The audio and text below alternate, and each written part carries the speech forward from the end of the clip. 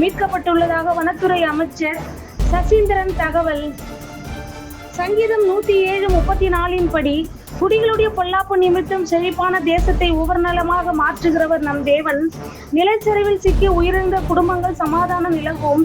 இது போன்ற துயர சம்பவங்கள் இனி எங்கும் எப்பொழுதும் எந்த மாநிலத்திலும் நிகழாமல் இருக்கவும், இயற்கை சீற்றங்களால் எவ்வித பெரும் அசம்பாவிதங்களும் நிகழாமல் இருக்கவும் நாம் பாரத்தோடு ஜெபிப்போம்.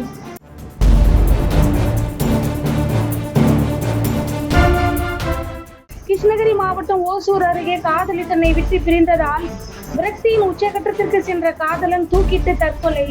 இளைஞரின் உடலை கைப்பற்றி போலீசார் விசாரணை. சங்கீதம் 107:34 படி, எளியவனுடைய ஆத்மாவை பொல்லாதவர்களின் கைக்கு தப்புவிக்கிறவர் நம் தேவன்.